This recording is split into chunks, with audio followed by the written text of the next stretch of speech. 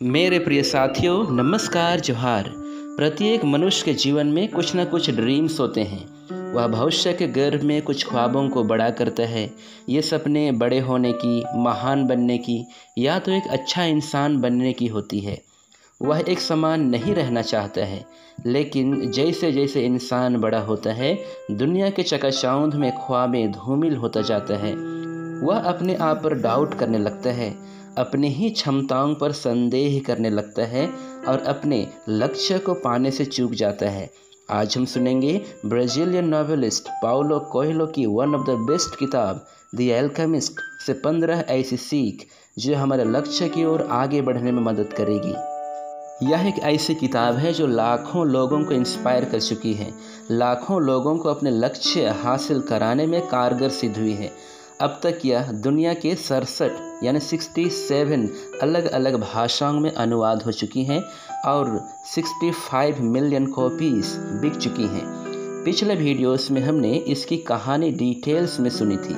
यदि आपने नहीं सुनी है तो सबसे पहले आप डिस्क्रिप्शन बॉक्स में दिए गए लिंक पर जाकर सुन सकते हैं या सीधे आप आई बटन में भी क्लिक करके सुन सकते हैं। इस कहानी से बहुत सारे टेक अवेज हमारे जीवन के लिए हो सकते हैं। हमने यहाँ पर 15 ऐसी सीख का जिक्र करने की कोशिश किया है जो सहज आइडिया फैमिली के लिए अच्छे लगे। आशा करते हैं आपको भी कुछ सीख मिलेगी। सबसे पहले आइए हम पुनः पूरी कहानी को और एक बार ब्रीफ में सुनते हैं, फिर हम सीख पर जाएंगे। यदि आप कहानी को सुन चुके हैं तो नेक्स्ट 6 से 7 मिनट के वीडियो को आप स्किप कर सकते हैं, फॉरवर्ड कर सकते हैं। यह कहानी स्पेन के अंडालूसिया के एक गडेरिया की है और इसी के इर्द गिर्द पूरी कहानी घूमती है। इस गडेरिया का नाम सेंटियागो है जो अपने ड्रीम्स का पीछा करता है और उसे हासिल भी कर लेता है। सेंटियागो को नए नए स्थानों में घूमना फिरना बहुत पसंद है, इसलिए वह एक गडेरिया बन जाता है। वह अपने भेड़ों के साथ तरीफा की ओर आगे बढ़ता है। एक दिन वह अपने भेड़ों के ऊन बेचने के लिए एक व्यापारी के पास जाता है और उस व्यापारी की बेटी की सुंदरता पर मोहित हो जाता है। एक दिन उसने अपने भेड़ों के साथ एक खंडहर गिरजाघर में एक रूम में, जहां एक सिकामोर का एक बड़ा सा पेड़ है, डेरा डालता है। रात बिताने के लिए वह सो जाता है।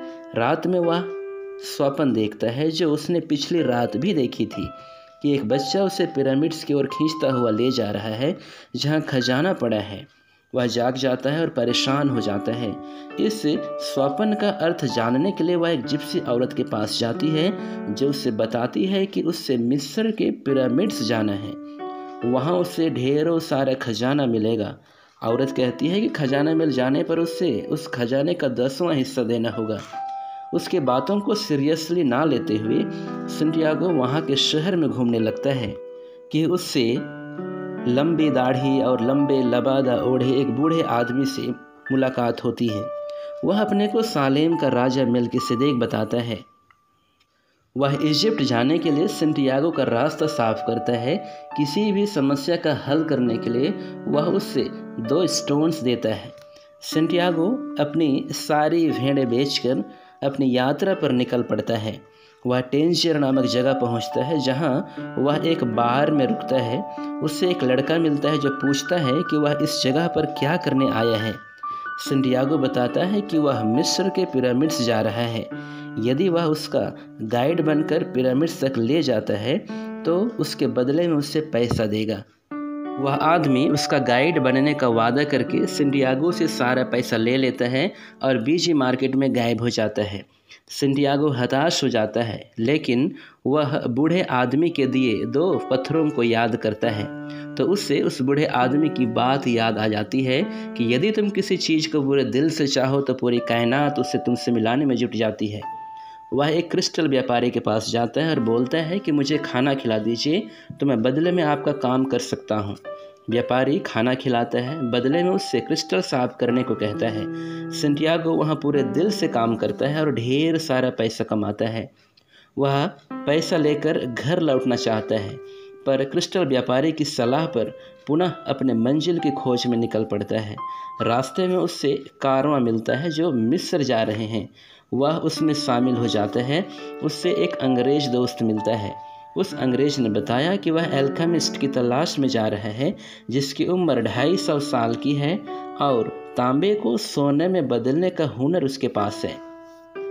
बीच बीच में ट्राइबल सवार की खबर मिलने के चलते वे दिन रात यात्रा करते हुए ओएसिस के पास पहुंचते हैं। एक दिन सेंटियागो की मुलाकात कुएं में पानी भरते हुए फातिमा नाम की लड़की से होती है। दोनों एक दूसरे के इश्क में डूब जाते हैं, लेकिन फातिमा के कहने पर सेंटियागो अपनी यात्रा जारी रखता है। सेंटियागो की मुलाकात जब एल्केमिस्ट से होती है तब वह फातिमा के मिल जाने को खजाना मिल जाने की बात कहता है, पर एल्केमिस्ट इस बात का खंडन कर उससे मिस्र के पिरामिड्स जाने की सलाह देता है। एल्केमिस्ट उसका साथ भी देता है। यात्रा के दौरान वे दोनों पुनः ट्राइबल वार से घिर जाते हैं। एल्केमिस्ट कहता है कि सेंटियागो हवा बनकर सारा गांव उड़ा सकता है यदि वे उससे जाने ना दे। इस बात को सुन सेंटियागो घबरा जाता है, क्योंकि उस गांव के लोगों ने कहा था कि यदि वह हवा नहीं बन पाया तो 3 दिन के अंदर वे उसका जीवन खत्म कर देंगे। एल्केमिस्ट सेंटियागो को बताता है कि बेटा, तेरा यह आखिरी समय है, खुद में विश्वास करो। सेंटियागो परमात्मा की याद कर वह ऊंचे रेत के टीले में चढ़ जाता है। जैसे वह चढ़ता है उस ओर से काले बादल के साथ हवा चलती है। इससे देख गांव वाले उन दोनों को छोड़ देते हैं। एल्केमिस्ट सेंटियागो को पिरामिड्स का रास्ता दिखाकर ओएसिस लौट जाता है। सेंटियागो आगे बढ़ते हुए पिरामिड्स के पास पहुंच जाता है। उससे देख वह रो पड़ता है। जहां उसके आंसू गिरते हैं वहां बीटल दिखाई देते हैं। यह बीटल गॉड का सिंबल माना जाता है। वह उस जगह को खोदने लगता है। तभी वहां कुछ डाकू आ जाते हैं और सेंटियागो का सारा गोल्ड जिसे एल्केमिस्ट ने दिया था छीन लेते हैं।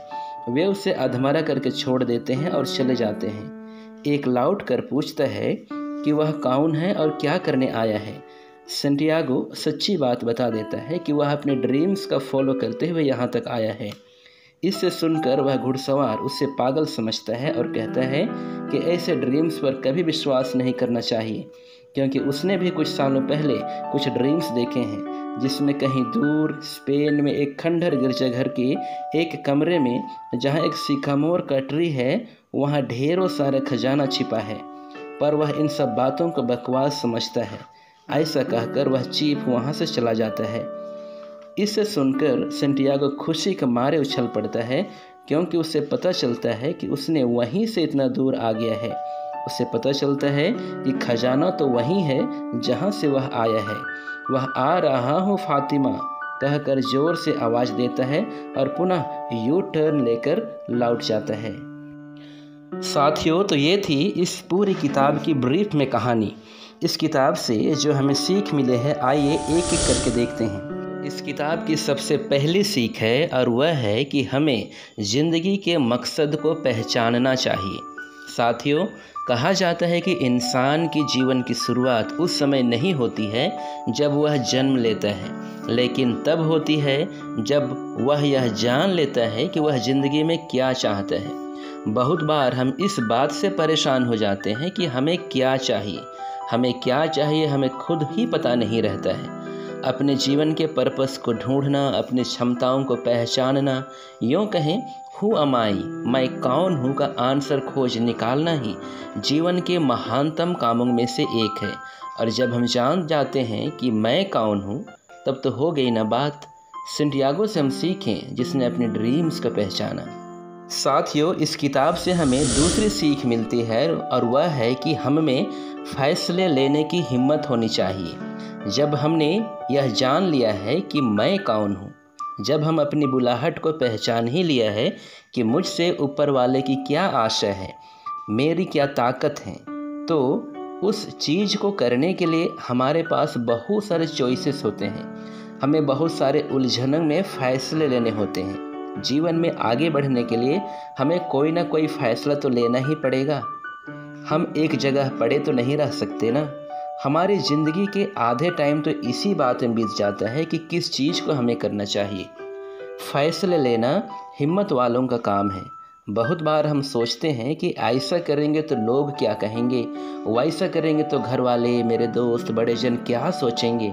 साथियों, यदि हम सारी चीज़ों को हम ही सोचने लग जाएं, तो दूसरे क्या सोचेंगे।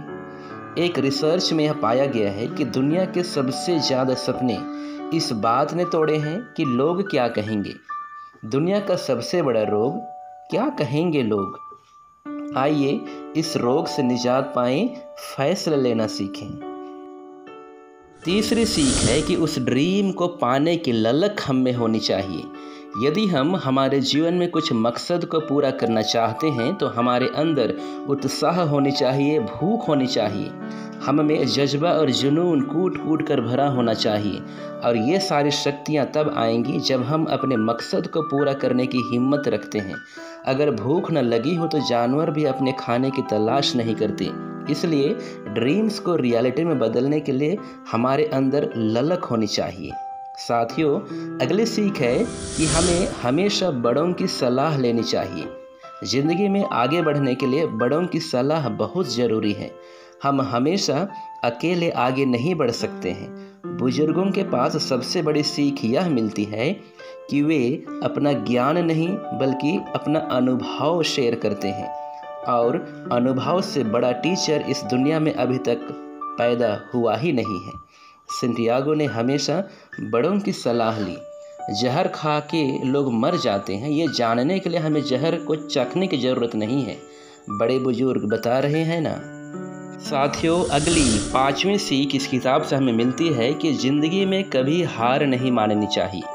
सेंटियागो के जीवन में इतनी सारी समस्याएं आई, लेकिन उसने कभी हार नहीं मानी। उसकी सफलता का राज था कि उसने कभी ज़िंदगी में हार ही नहीं मानी। जब हमें पीछे लौटने का मन करे, हमें अपने अंदर कहना चाहिए कि और एक ट्राई मार के देखते हैं।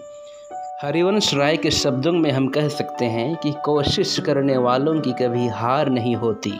साथियों, अगली सीख, छठवीं सीख है, हमें खुद में विश्वास होना चाहिए, सेल्फ कॉन्फिडेंस होना चाहिए। इंसान इस दुनिया में सबसे ज़्यादा विश्वास कर सकता है तो वह है खुद पर विश्वास। आत्मविश्वास वह शक्ति है जो हमें जीवन में हमेशा आगे की ओर धकेलती है। यदि हम खुद पर विश्वास नहीं करेंगे तो किस पर विश्वास करेंगे। सेंटियागो का अपने पर विश्वास ने ही उससे मंजिल तक पहुंचाया। साथियों, इस किताब की सातवीं सीख है कि हमें वर्तमान में जीना चाहिए। साथियों, जो बीत गई सो बात गई, या बीता हुआ कल तो कभी आएगा नहीं, और फ्यूचर किसने देखा है। हमारा उसमें कंट्रोल है ही नहीं।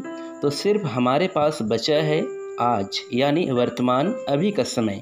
इसलिए इस समय का हमें भरपूर मज़ा लेना चाहिए, क्योंकि कहा भी गया है यदि हम फ्यूचर की सोचते रहें तो हमें एंजाइटी आएगी, और पास्ट को सोचते रहें तो हमें गिल्ट फीलिंग होगी। ये दोनों को सोचने के चक्कर में हमारा वर्तमान भी चला जाएगा। इसलिए साथियों, जो है आज है, अभी है। मैं ये बिल्कुल नहीं कह रहा कि भविष्य के सपने नहीं देखनी चाहिए, पास्ट से हमें नहीं सीखनी चाहिए।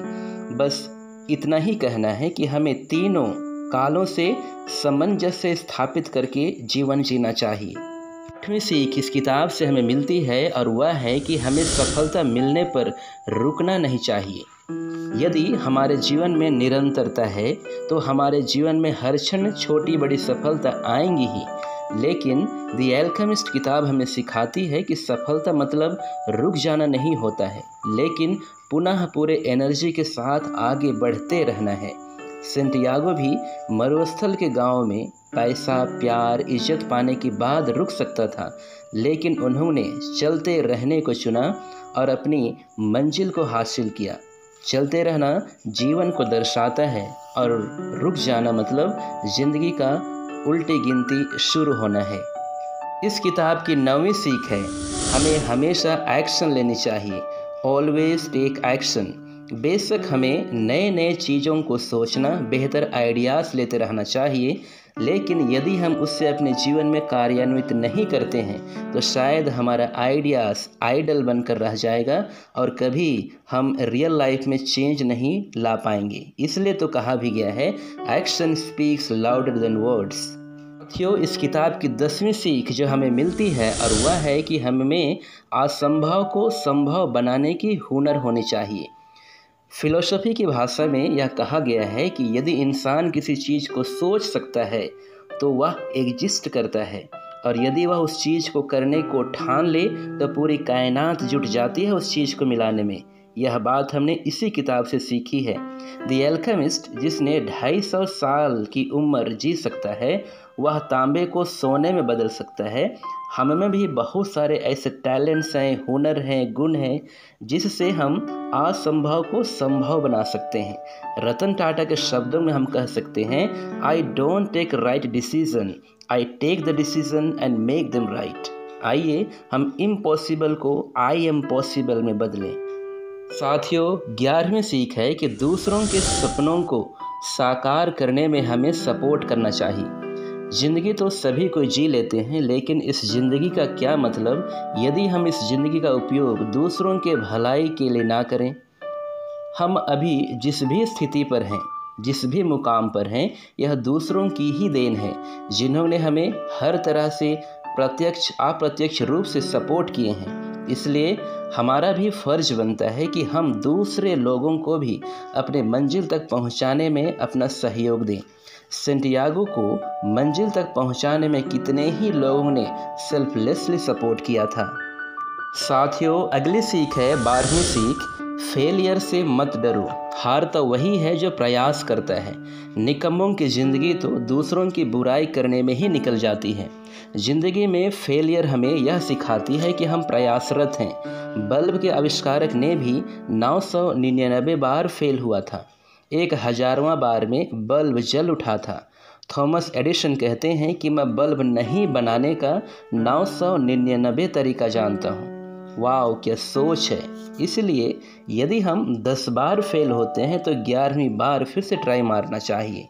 इस किताब की अगली सीख है सहजता, सादगी, सिंप्लिसिटी। साथियों, ज़िंदगी में आगे बढ़ने के लिए सिंप्लिसिटी का गुण होना बहुत ज़रूरी है। आज तक जितने भी महान व्यक्तित्व को हमने देखा है, सब में सिंप्लिसिटी का गुण पाया गया है। ये गुण हमारे लाइफ जर्नी को स्मूथ बना देते हैं। सिंपल लिविंग, हाई थिंकिंग का फंडा ही काम आएगा जीवन में। साथियों, इस किताब की अगली सीख है खुद से प्यार, सेल्फ लव। ईश्वर ने इंसान को पूरी सृष्टि में सबसे ऊंचा दर्जा दिया है। हमें क्रिएशन का क्राउन बनाया गया है। इतना होने के बावजूद भी यदि हम खुद को ही नकारते हैं तो साफ है कि हम सृष्टिकर्ता का अपमान करते हैं। सबसे बड़ी बात यह है कि यदि हम खुद को प्यार नहीं कर सकते हैं तो दूसरों को कैसे प्यार कर सकते हैं। सिंपल सी बात है, यदि मेरे पास एक एप्पल नहीं है तो मैं कैसे अगले व्यक्ति को एप्पल दे सकता हूँ। इसलिए ज़िंदगी में सेल्फ लव का होना एक अनमोल खजाना का रूप है। साथियों, इस किताब की आखिरी सीख है बट नॉट द लीस्ट, कि हमें एक दूसरे में अपना प्रतिबिंब देखना चाहिए। साथियों, अभी तक जितने भी पॉइंट्स हमने देखे हैं, प्रायः वे अपने जीवन की सफलता के बारे में देखे हैं। जब हम सफल हो गए हैं तो हमें अपने घर, समाज, देश को भी खुशहाल बनाना हमारा फ़र्ज है। नार्सिसस और झील दोनों एक दूसरे में अपने को देखा करते थे। आज हमारे समाज को यह सख्त ज़रूरत है कि हम एक दूसरे में अपना जीवन को देखें। अभी के भौतिकवादी संसार में सभी उपभोक्ता बनने में तुले हैं। सब लोग दूसरों से लेना पसंद करते हैं, देना नहीं। दूसरों की आवश्यकता, दुख दर्द, भावनाओं का कदर तक नहीं होता है। क्या यह हमारे लिए चुनौती नहीं है कि हम दूसरों को अपना समझें? पूछना है हमें अपने अंतरात्मा में कि हम दूसरों पर सिंपैथी केवल दिखाते हैं या एम्पैथी भी दिखा पाते हैं। सिंपैथी या सहानुभूति का अर्थ है कि किसी के दुख में हमदर्दी दिखाना, और एम्पैथी का अर्थ है कि दूसरों के दुख में खुद दुख महसूस करना। संत मदर तेरेसा कहती है, मैं दीन दुखियों के चेहरे में ईश्वर का चेहरा देखती हूँ। साथियों, तो ये थी इस किताब की 15 सीख, जिससे हमने आप लोगों से शेयर किया है। साथियों, हमारे और भी वीडियोस को देखने के लिए आप हमारे प्लेलिस्ट में जाकर देख सकते हैं। हमारे साथ बने रहने के लिए धन्यवाद। मिलते हैं अगले वीडियो में। तब तक के लिए सहज आइडिया फैमिली की ओर से ढेर सारी शुभकामनाएं।